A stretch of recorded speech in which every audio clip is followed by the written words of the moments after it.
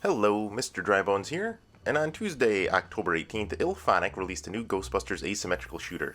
And with all the Ghostbusters content I have on this channel, people have been asking me what I think of it. Now, I'm mostly going to stick to the gameplay of the two game modes, so if you want a full review, go ahead and leave a comment so I know that you're looking for it. So, that said, let me get into it. The game is, of course, an asymmetrical shooter where a team of 4 Ghostbusters take on a single ghost in one of 5 levels to see if the Ghostbusters can stop the horrible hauntings of the mischievous ghost. As the ghost, you will slime, haunt, and possess your surroundings while the Ghostbusters follow your trail to zap, cap, and trap you back into the afterlife. The game is too limited for me to recommend it at $40. Now, truth be told, I got the game for $1 thanks to a gift card I've been sitting on since May. As a big Ghostbusters fan, I really didn't mind spending the $40 on the game, but it only does have 2 game modes and 5 stages for $40, which is pretty limited for that price. If you have an Xbox, you can still get the Xbox 360 version of the Ghostbusters 2009 game, which is only $15 and has a full 10-hour campaign and a more robust multiplayer. Now, this game does have a story that you do unlock as you level up, but it's just a series of cutscenes and it's really hardly worth mentioning. But let me go ahead and talk about the different game modes.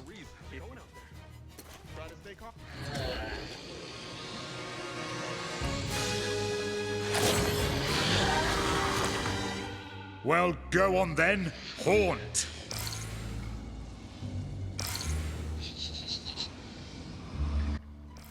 Playing as a ghost is fun and can be thrilling when you pull off a big attack or sabotage a Ghostbusters equipment.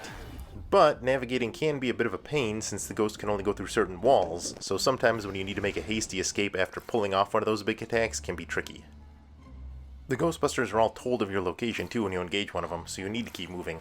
Coupled with some weird issues like the ghost possessing an item when all I wanted to do was sabotage a Ghostbuster or pick up an item, sometimes I was zipping between items when all I wanted to do was sabotage a proton pack. Here, take a look.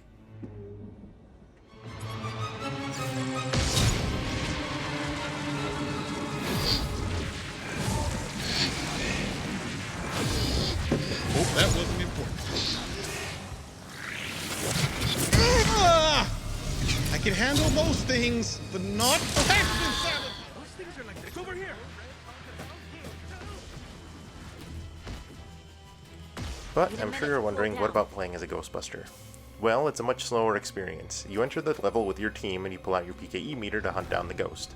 The PKE meter will tell you if you're in the same room as the ghost, and then it'll tell you if you're in the correct floor. Sadly, the PKE meter is serviceable at best. I usually find the ghost just by listening for it. Once you find the ghost, you throw out your trap and fire your proton stream. Takes a few seconds for the ghost to be wrangled, but once it is, you need to pull out your trap, pull it into the trap before it escapes. This brings me to my 2 biggest problems with the game. First, the proton stream is very short.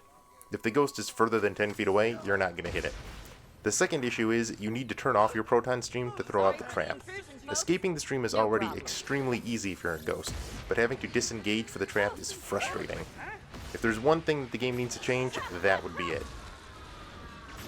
Before I get into my summation, I do want to say the game is fun. Playing as a ghost can be thrilling, and catching a ghost is satisfying. So if that's what you're looking for, look no further. Ultimately, that's all there is to the game. The game is a hide-and-seek with a Ghostbusters coat of paint. The game looks good and it sounds good. It's great to have Dan Aykroyd and Ernie Hudson come back to reprise their characters another time. And the new characters are cool, and the character creator is fairly robust. I wasn't able to make the exact character that I wanted, but I made one close enough. Again though, I can't really recommend this game at $40. There just isn't enough game here. Unless you're a big Ghostbusters fan, I would say wait for a sale. Maybe $20, $30 if you can get some friends on board. It's wrong, but I've got him. We came. We saw. We kicked his ass.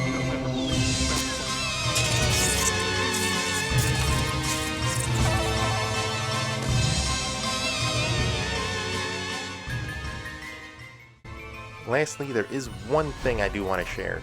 The destructible environments that IllFonic was toting before the game came out are a joke.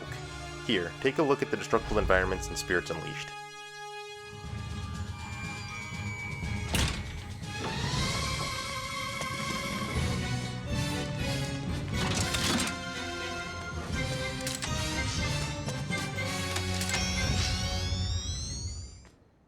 Your assignment begins now.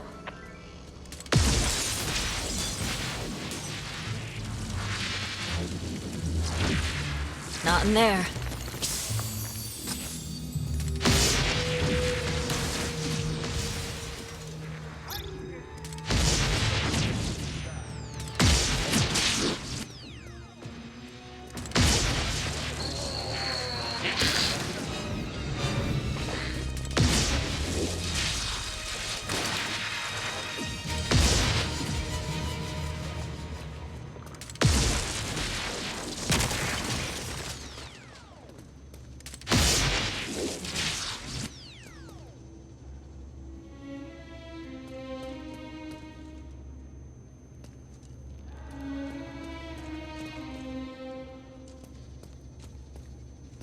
Now, I want you to take a look at the nearly 15-year-old 2009 Ghostbusters the video game.